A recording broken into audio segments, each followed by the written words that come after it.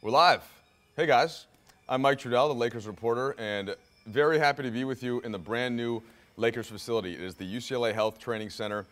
You can see the court behind me. This is the first day that all of us employees have been able to come into the building, and it is looking pretty good. Now, if you hear a loud screech, they're literally working on the court still, because this is actually one of the first questions I got, and we'll go through all the questions you guys have as we continue here. The players right now are still working out at TSC. Which is the Lakers' old building, the Toyota Sports Center. There's going to be, we think probably next week will be the first time that you'll actually see the ball bouncing in here. Now, the question to follow that up is who should actually make the first shot in the new practice facility? I'm going to go with Lonzo Ball. Maybe a half-court shot? All right. So let me get to some of your questions, and we'll see if we can hang out for a little bit here. All right. Question from Ryan. Have you gotten any indication on how much a focused transition offense will be? We certainly have all the pieces. So Ryan, it's a good question, and I have talked to Luke Walton about this, and it's going to be a big focus. So you have to think about it like this. Transition offense, every team wants to play like that. They want to be able to get easy buckets, but not every team has the perfect personnel to do so. The first piece that you mentioned, that the Lakers have a lot of pieces. The first piece and the most important piece in transition is Lonzo Ball. Not only do we see that he can rebound the basketball by, he got 2 triple-doubles. He averaged almost 7 to 8 rebounds in Las Vegas, but he makes that quick check-ahead outlet pass, or he can make the full-court heave as he did to Kyle Kuzma so many times. So I think that Lonzo is going to be the centerpiece of the transition offense, but he's not the only guy that can run. Think about Jordan Clarkson coming off the bench when Lonzo is sitting, or Tyler Ennis, who's at this point looks like he's going to be the backup point guard. Both of those guys can push in transition, and you have to have some gazelles on the wings. That's what Brandon Ingram is for. That's what Julius Randall is for. Larry Nance Jr., on and on down the line. You're thinking about KCP, Kentavious Caldwell-Pope. So it's a team that has a lot of athleticism and a lot of versatility in transition, but let's not kid ourselves. Lonzo Ball is the whole key to that. All right. Will training camp be held at this new training facility? So as of right now, we do expect that the practices for the Lakers will be mostly in this building. What we don't know is if they're going to go to a different location. For example, last year, it was decided later on that the Lakers were going to go to Santa Barbara for a week. And so they could do something like that. I'm not sure. That's not something that has been put out yet by the team. But if Luke Walton and Magic and Rob Pelinka decide that they want to go somewhere, I suppose that would still be on the table. Everything else will be held right in this building. And that was from Chris, by the way. Thank you, Chris. Excuse me, that was from Bud Hun. Whatever. I like that name. Chris has this question. What are the Lakers considering a successful season in your opinion? I would say around 37 to 40 wins would be awesome. That's a question from Chris.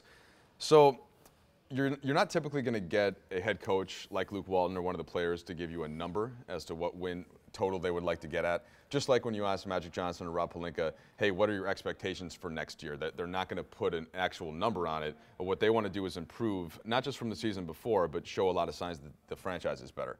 I can tell you this, though, the roster is much better than last year. So that's the first thing. Not only do you have Lonzo Ball, but you have 2 established veterans that are good players. Brook Lopez, a former All-Star. You have Kentavious Caldwell-Pope, an up-and-coming 24-year-old two-way player.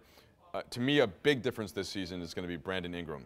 He got right around the All-Star break. We saw a bump in Ingram, not just in his production, but his general style of play. And that certainly continued in the Summer League in the one game he played where he dominated, and the Clippers just couldn't do anything with him. So you have an improved Ingram, you have Lonzo coming in, you have some of these veterans, you have another year of Randall and Nance and Clarkson. So I do think that 10 wins more from what they did the previous season, which was 26, is 26 or 27? Oh, I'm forgetting myself. I think it was 26. Ty Nowell, expert over there. I think it was 20. Seems like this is something that I should know. But yeah, the bottom line is they're definitely gonna be able to take a bump this year. The question is how many that they end up actually finishing up with. And let me get to the next question here. By the way, it was 26. Okay. So 26, so 37 to 40, I agree with you. That would be an impressive addition. But we do have to remember that 2 of the best players in the team, Lonzo Ball, Brandon Ingram, are both 19. And so young teams don't typically win many games in the NBA unless they're anchored by a ton of veteran help. So expectations are up from last year, but I'd say that you don't want to go crazy with them. Okay. Here's a question from David Guara in Spain. Appreciate those questions. David wants to know, hey, Mike, PO this season, which I'm taking to mean playoffs. I don't think so yet. Thanks from Spain. All right, the issue for the Lakers in terms of a playoff berth is just that the West is so deep. Not only do you have all of the teams from last year, with a couple maybe to drop off, let's say the Clippers drop off some, Memphis drops off some, but they'll still be in the playoff hunt. Then you think about how much better Minnesota got. They add Jimmy Butler, they add Jeff Teague. How much better Denver got. They add Paul Millsap. Their young players get older. You get a full season of Jokic starting inside. So that to me is really the trick and the difficulty. That's not to mention a team like the Pelicans that got DeMarcus Cousins around the All-Star break and is going to be trying to get into that playoff hunt as well. So you just have so much competition in the West that I'd say that the Lakers aren't going to be favored, certainly by Las Vegas or anybody else, to make the playoffs. Maybe they are still 1 year away, but they have a good enough team to compete for that spot, especially if you get the type of summer league play that you got from Lonzo, from Brandon Ingram, from Kyle Kuzma to add to some of the vets, and if they click right away in what Luke Walton wants to run. Okay. Question from Jay Wash. Would you trade Lonzo Ball for Kyrie Irving? Okay, so Lonzo Ball, to me, I can just give you my opinion on Lonzo as a player. I think that he was about as fantastic as you could have expected and hoped for if you're the Lakers. And that's not just coming from me and watching it and the fact that he was Summer League MVP. What I tried to do in Vegas was talk to his teammates, talk to his coaches, talk to the scouts around the league that are watching Summer League. And I kept hearing the same things. Just all of the basketball people, the basketball experts are super high on Lonzo and what he was able to do. And so it would be very hard for me to trade him for almost anybody, especially considering that he's 19 and you have him under team control for so many years. I think the move in what Magic Johnson and Rob Pelinka have stated repeatedly is that they're going to have 2 max slots to bring in players to complement all the young pieces next year. And so why trade and give away one of those young guys that could potentially be a star like a Brandon Ingram or a Lonzo Ball for a player that when you could get guys to come in and play with them. And that, at least in my opinion, would be the way to go there. All right. I wonder if you guys can hear that sound down there. It is loud. Now I'm trying to click open the next page here, and to get some more. Oh, there's me. To get some more of the questions coming in. Here we go. All right, RJ Salvador, where is Michael Thompson right now? It's a good question. Michael is most likely. Is he home yet? Yeah, he's probably home. So our radio show, Thompson Trudell, goes from 9 a.m. to 10 a.m. And Michael, if there's not a Lakers game that night or a Dodgers game when Trace is actually called up to the Dodgers, Michael will eventually, after putzing around the office for a little bit, will make his way home south. He lives in South Orange County, so there's a good chance he's on the highway usually for the freeway, for a good hour and a half, sometimes 2 hours depending on traffic. But he probably listened to a bunch of EDM music and banged his head, and then eventually is at his house, probably with his champagne and nuts, as is his Twitter handle. Okay. Question from, these are coming in so fast, guys. I'm reading one, and then I have to open it up because it's going underneath. This is from, oh wait.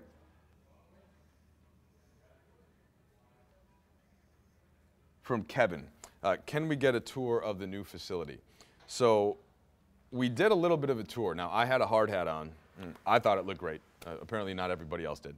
And we took you around to the different places. I think what we want to do, though, because the office, everything looks great, and it's mostly done, but all of the bells and whistles are still coming in. They still have to hang photos around. There are some finishing touches. And once it gets a little bit closer to being finished, we'll probably just do another tour. We'll take you guys around again.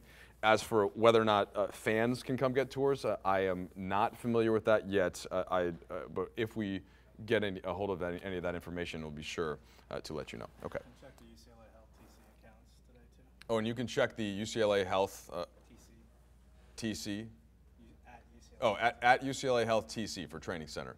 Make sure you check that account because they'll have all that kind of information. So that is a good question. Okay. All right, Dennis says, read a report that the goal is to get 2 superstars next year. Which 2 are we looking towards most?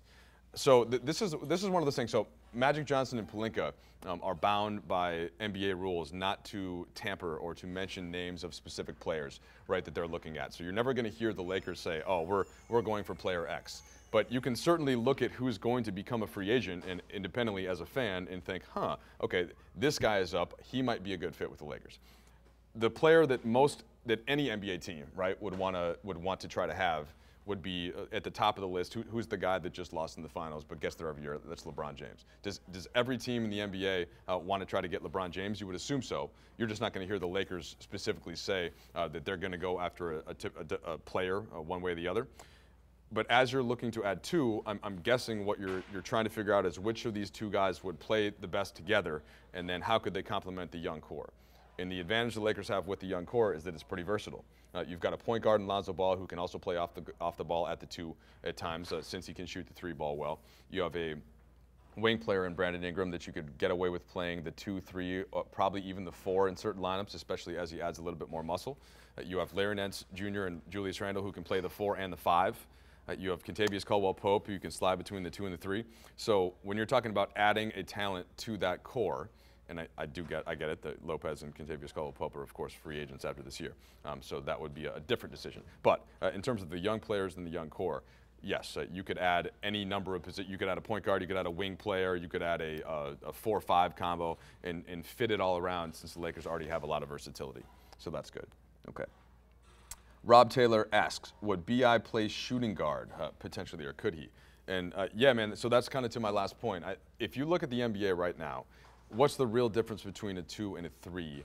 It depends on the team. Sometimes, for example, if you have the Golden State Warriors, you have Kevin Durant who starts at the 3 and Klay Thompson who starts at the 2. But offensively, sometimes they're engaged in the same sets. Either one can come around a curl screen to shoot a face-up jump shot. Either one of them can get an isolation play run for them. But that's most likely going to be Kevin Durant. Now, does it matter if you're a 2 or a 3 to run that? Probably not. Okay, so I don't know if that matters. Defensively is usually where you think of it more as to, okay, can you defend most shooting guards if you're Brandon Ingram? And I think that he could.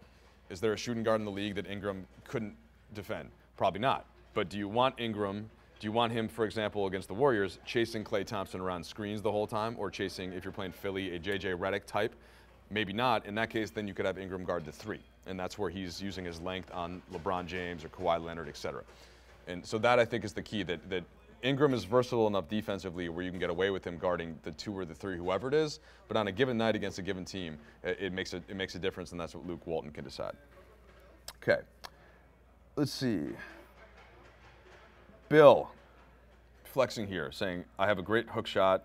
Would the Lakers give me a tryout? I won my 3-on-3 basketball tournament as a 6th grader in overtime. And then the question disappeared. Can I make that bigger, Ty? Ty Nowell runs the website here. Do you know what I'm saying? So like if I'm reading the question and I can't, can I set them aside? No? Okay. Sorry. You know what I'm saying?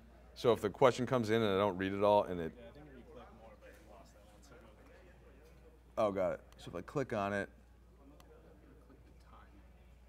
The time? Just doing a little troubleshooting, folks. So while we're like, it doesn't matter. Okay. Either way, I don't think I can get you on the team. Is my honest reaction. They're pretty full right now. Okay. Chris Adams wants to know, will Lonzo Ball have a good first year? And the question is, in my opinion, yes. I don't think Lonzo's summer league could have gone any better, right? Did he shoot the ball great the whole time? Okay, so I just caught myself in a technicality. It could have gone better had he shot the ball a little bit better. But I don't think you worry at all about that. The reason why I think his field goal percentage was a little low were 2 things. One, he wasn't in great game shape if you asked him. So that got better as the games went on, and Lonzo's shot did as well. Remember, before he got hurt, he made most of his shots in that game from 2, from 3. And so as Lonzo got his legs under him, which you assume that he will have absolutely by the start of training camp in late September, that's going to be something that helps him because he's going to be more in a rhythm physically, and therefore that's not going to affect his shot. Passing couldn't have gone any better, right? He was the only player ever to get triple doubles at the Summer League, certainly to have multiple triple doubles. To average 9 assists a game in Summer League is unprecedented. We've never seen a player do it before, because typically in Summer League you have guys looking out for themselves and trying to actually impress all the scouts and the coaches and everybody else, the general managers that are there around the NBA. And Lonzo somehow still managed to put this culture over the Lakers team in which everybody was sharing the ball so well. That I thought was incredibly impressive, that he then still managed to get all the assists himself when a lot of times he was getting hockey assists. So that translates immediately. The Summer League coach, Judd Buechler, Luke Walton, of course, the regular head coach, said that they think the passing just immediately translates, and that's going to work for the team. How about rebounding? Same thing. He rebounded the ball great, both sides of the court, but especially defensively. Lonzo tracks back. He likes to get the ball so that he can start the fast break the other way, and that's a good thing. Certainly, I think that's going to carry over. I got my main man behind me. I'm trying to look at the actual video on my screen here. We're doing a little construction here. Like I said, so everything is mostly done here at the new facility, except they're fine-tuning some of the stuff on the court to actually get the players in to practice. So just stay tuned on all that. Okay. All right. Oh, good question from Armando. Does Lonzo or Ingram have a higher ceiling? All right. So they're both number 2 picks, different positions. Let me take you. Let's really dissect this one. So if I have to build an NBA team, generally the first thing I want is a big wing. Okay, just look at the history of the NBA. Now, look at all the dominant players that have been two-way wing players. We don't have to go along the list, but of course Michael Jordan, LeBron James, Kobe Bryant, on and on and on. The reason is because if you're a wing player, you have the ability to impact the game on both ends of the court. And whether that's as a dominant scorer or a dominant passer, but also a dominant defender who can switch over in crunch time. So that, my stock answer is typically going to be, I love that big wing type player. And look around the league today. If you look at the MVP voting in the standings, LeBron's always in there, Durant's always in there, Kawhi's always in there. These are two-way players who impact the game both ends. Guys who are on the precipice of that, Paul George, Giannis Antetokounmpo. Right, so same concept of guys who are versatile and can play multiple positions. You have them on the floor the whole time. They can hit clutch shots, all that. However, there are some exceptions. Magic Johnson was one. Now, he was a point guard, kind of, but he could defend multiple positions, and he just had Jason Kidd's in the same offensive class as Magic, where their impact, Steve Nash, their impact on the game and on their teammates was such that it overstated and made their import even that much better sometimes than a typical two-way wing. Lonzo Ball, I do believe, and I think that a lot of the scouts and coaches that have been watching him has this special type of level in him, where he's going to make his teammates better, and that's going to make the team win, right? Whether or not he's shutting down a guy defensively at the same time. So that's where Lonzo is special. Where Ingram has a chance to be special is to really grow into one of those two-way wings that can play. They both have a long way to go, but I thought we saw Ingram gain every time he matched up with one of those guys. So in November or December, Ingram matched up with LeBron or Kawhi, wasn't pretty. But by March, April, okay, all of a sudden, these guys were, if you asked them about him, including LeBron, including Durant, they said, yeah, okay, young fella, he belongs in the same, he belongs out there. Like we can see where this is going. So I'm not trying to be evasive. I'm just saying that with the way that Brandon Ingram plays, he can grow into that two-way wing, and Lonzo can grow into that special player. And so, God, I don't have to answer this, do I? I guess I would say, I'm not going to answer it. Maybe Lonzo, but no. Did you hear that? Okay, we'll see. Love them both. Terrence says, Kyle Kuzma will become our Klay Thompson. Give him 2 years. All right, look. I know a lot about Klay Thompson because I happen to spend a lot of time with his father and watch a lot of Warrior games.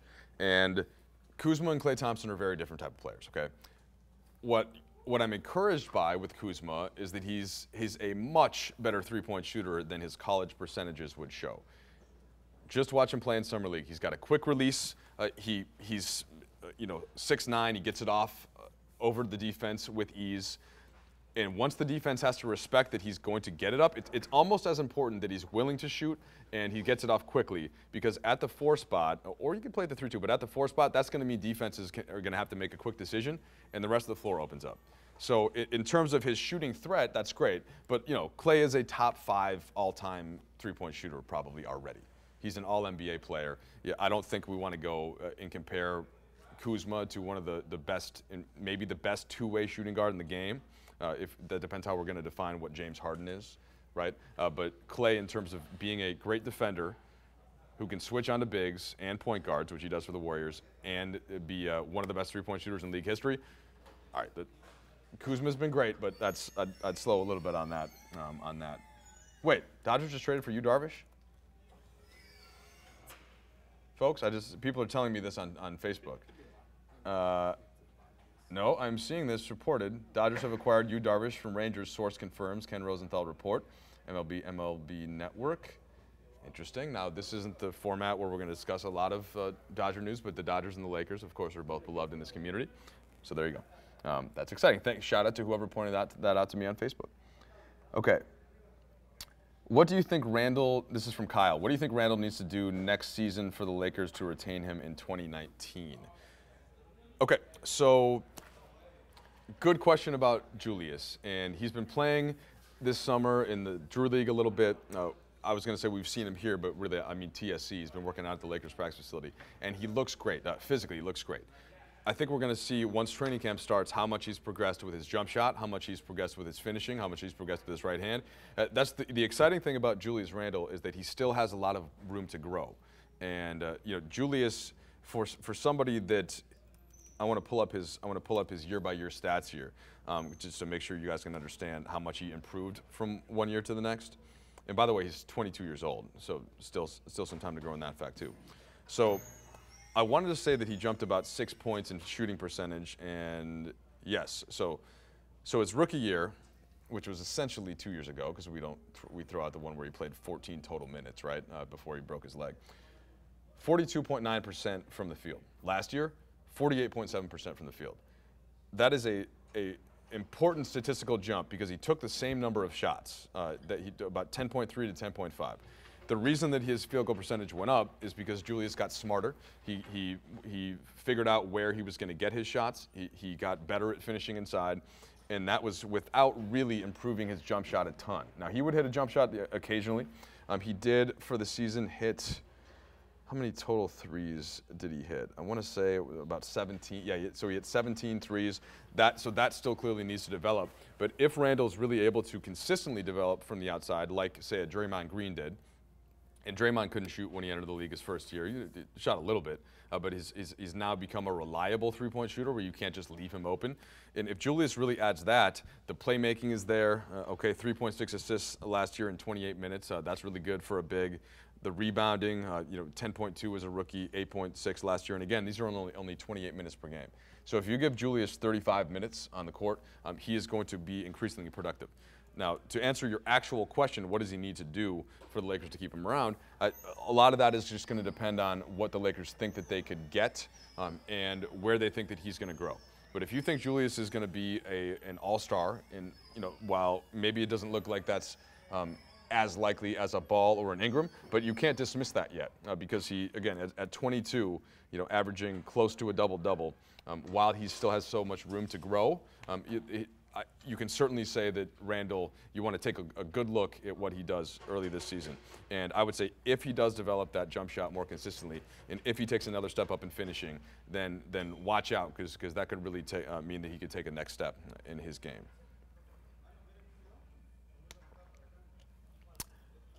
Ramaya, who are your Lakers starting five, or what is your Lakers starting five? And once again, by the way, folks, thank you for joining us.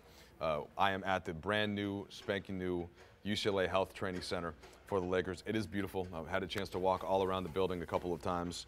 The players will be joining all of the rest of the regular staff in about a week's time, and we'll be able to actually see them, and we'll have our guys, Josh and Ty and Jay, taking photos and videos of them as they practice so you guys can check it out. The question was the starting lineup. Okay, I think the starting lineup is probably pretty simple and straightforward. Of course, Luke Walton, it is his prerogative at the beginning of the year, but you're probably going to go Lonzo Ball right away as a 19-year-old as your starting point guard. You're probably going to go KCP at the 2, Brandon Ingram at the 3, Julius Randle at the 4, and Brook Lopez at the 5. I think that's the most obvious and simple way to use things, way to look at their lineup. Now, if I was going to give another option, you could start Larry Nance Jr. Okay, I think Nance, but I do love him coming off the bench with Clarkson. Those are probably the first two guys off the bench, and then you can go small. You can push Randall to center and really fly up and down the court and get up and down in transition. But Clarkson and Nance would be your first two off the bench, and then Luke just has to decide: does he want to go 9 deep? Does he want to go 10 deep? Does he want to use another traditional big backup center like an Ivica Zubac? Does he want to use a Kyle Kuzma at the 4 and then push Larry Nance Jr. to the 5? Does he think Kuzma can play some 3? Does Hart develop quickly enough to get minutes early in the season? Is Tyler Ennis, do you want to go classic point guard with Ennis as your backup, or do you want to use some big lineups and give Brandon Ingram the ball more as Luke did last year? So those are some options, but I think the actual starting lineup is pretty simple, and that's the question. Okay. Bruce wants to know, who is the lead trainer now? Do they change the training routines from last year? Are they better for this group? I like these deep dive questions. That's the hardcore Laker fans out there thinking about the training staff. It's funny, right before we went live here, I was transcribing an interview I did with the head athletic trainer, whose name is Marco Nunez, and Marco does a great job. And my first question to him was a little bit similar to yours. I basically asked him what the difference for his role from when he took over for Gary Vitti, the legendary Gary Vitti, last year. And Marco said that he found out he got that job in August, and it was basically just everything started. So he didn't have the time to think about exactly how he was going to implement all of the different techniques and modalities, and I'm looking at it right here, new units, new programs, new nutrition. This offseason, he's actually had time to sit down, to talk to Magic, to talk to Pelinka, to talk to Luke Walton. All right, hey, guys, we could use this, we could use that. And then I'm sure Magic and Pelinka had some suggestions too. For example, we have Gunnar Peterson now, or the Lakers have Gunnar Peterson now as the head, the strength and conditioning coach. Are they going to add a full-time nutritionist? That's something that they're talking about. And would that person travel with the team? Would that person just stay here and work with the Lakers chef? They do have a chef full-time who cooks for all the players. And in fact, I don't know the angle on this, but it's down there. There's a state-of-the-art kitchen and everything that the players will have a chef cook all of their meals. So the nutritionist then, if they hire one, would work directly with that person. So that's the thing, when you ask about the training staff, you're also in a way asking about all the other sort of the training room, which would include the strength coaches, the physical therapist, and the massage therapist. And the Lakers have excellent people working for them right now who do all of those jobs. And it's Marco's job, along with the management, to figure out what they have to add next. Okay. Jeffrey saying nutrition is very important. Yes, Jeffrey. Thank you for that. Okay. A lot of folks asking about the various potential free agents for next summer, and understandably so, right? That's driven the conversation this offseason in the NBA. It's been crazy like that, and the Lakers, just as I mentioned before, Lakers have to be careful not to actually say the names as to what players that they might want, but you can almost figure that out yourself just by looking and seeing who's potentially available. Okay. Here's a question from Winfred. Can Lonzo accumulate the most triple-doubles as a rookie in NBA history? I would have to check on how many triple-doubles. Maybe, you guys can probably actually do this for me. So somebody, do me a favor, look up how many triple-doubles Jason Kidd had as a rookie.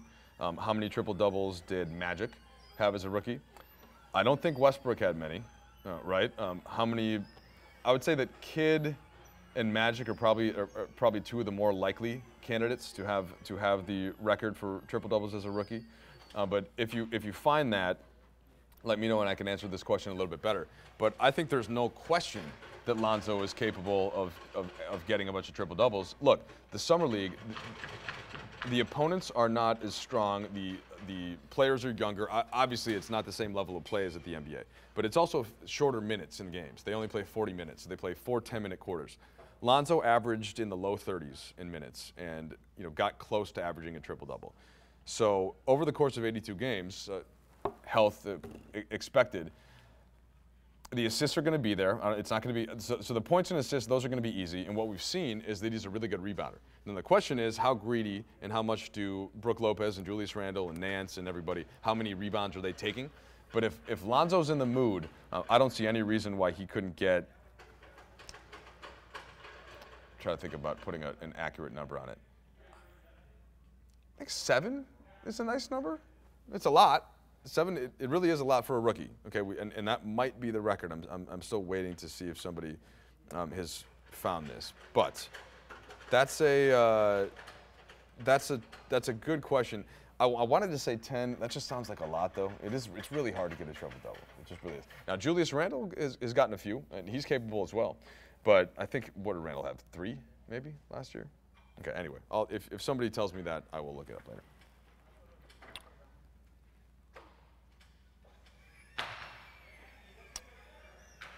All right, folks are arguing about whether or not basketball teams would want LeBron James. It seems like a simple argument. Do you think the Lakers will make the playoffs? So I'll regurgitate this that I said earlier. The Lakers aren't going to be favored to make the playoffs this year. That doesn't mean that they can't. I think they're much improved talent-wise. There's a very good positive vibe about the team. I think Lonzo's going to make everybody better. I think Ingram's taking a step up. I think Lopez and KCP are excellent veteran additions.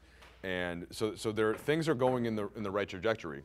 The issue that you have is, look at the top of the Western Conference. The Warriors aren't going anywhere. Houston got better. I think they're the second best team. You have the San Antonio Spurs right there, as they always are, probably in that 3 spot. You have, for this year at least, you have the Oklahoma City Thunder, who add Paul George, who add Patrick Patterson, probably the 4th best team. I think I'd go Utah. Now Utah's going to have to make sure that they can make up for all the scoring that they lost in Hayward and George Hill, but still a great defensive team. They're going to be in that mix. Then you have Portland, who added Nurkic, and once they got him, were really good. You have Denver, you have Minnesota, you have New Orleans, who's on the outside looking in maybe, but they have Cousins and Davis. So as you can see, we can keep going. All of these Western teams really are capable of making the playoffs. And so I'm not sure that has to be, you'd love to make the playoffs if you're the Lakers, but I think the most important thing is just improving and showing that these young guys especially have the chance to be all-stars in the future, which is a good thing to show to free agents.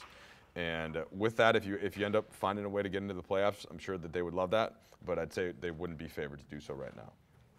George wants to know if I can bring back Kobe Bryant. Nope, but he was at Chargers camp the other day, and I wonder if when we'll see Kobe. Kobe's very tight with Magic. He's very tight with Rob Pelinka. He's very tight with Luke. He's very tight with Jeannie Buss. So I think that Kobe can have his influence felt by engaging with all of the decision makers with the Lakers, even if he doesn't come around all the time. So I do think that Kobe will be heard from in one sense or the other, but I cannot bring him back. All right, we have Daryl is wondering if Jordan Clarkson could be 6th man of the year, or maybe he's making a statement as such. I think Clarkson could get some consideration. The way that Clarkson or even Larry Nance Jr. could do that would be if the Lakers were much better than everyone expected and they made the playoffs. That's when I think you could consider that. Although 6-man is more of an individual award, voters don't necessarily need that player to be on a great or a winning team, but it's always a helpful tiebreaker. And that's something to probably keep in mind. Like Eric Gordon last year, because Houston was so good and he was the best bench player on a good team, he got it. Iguodala is always going to be considered because he's on a great team and he plays a big role. Jamal Crawford was considered when the Clippers were winning, at least up to the first round of the playoffs, and that's usually what it takes.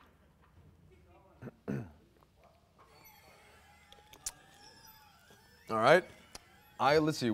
We've got a few more minutes for you folks. Again, thank you so much for all of these questions before we start to wrap it up in a little bit here.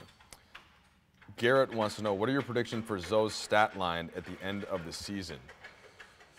Ooh, all right, good question. So I think Lonzo Ball, no, the biggest way to evaluate this question is how many minutes do I think he's going to play? Because if Lonzo plays 35 minutes, which not many rookies do, okay, not many players in the NBA do, that's one thing. If he plays 28 minutes, which is how much D'Angelo Russell played last year, which is how much Randall played last year, then it's tough to have your stats be that gaudy, right? LeBron averaged 38 minutes last year. Okay, so I'd say that part of it, especially considering Luke Walton likes to use different players in different lineups, like a little bit like the Warriors do, and get everybody involved. So keep that in mind. I would say somewhere around maybe 12, 13 points, something like that. I do think that he could average a good, healthy 8-9 assists. In fact, so it's almost nobody. Let me look this up while I'm talking. I want to see how many players averaged at least 10 assists last year, and I want to say that it's only 3 or 4. All right, so James Harden, yeah, so it's 3. So James Harden 11.2, John Wall 10.7, Russell Westbrook 10.4. Guys that averaged 9+ assists: Chris Paul, Ricky Rubio. LeBron was then 6th in the entire NBA in assists at 8.7. All right, all those guys played, except for Chris Paul, all those guys played at least 36 minutes. And so that's really, again, the thing. Lonzo, to me, again, this is going to sound hyperbolic, but Lonzo was already just as good of a passer as most of these guys. He really is a truly great special passer. And he's got some Lakers players that can hit shots. Brook Lopez is going to hit shots and convert. Julius Randle will convert an increasing percentage.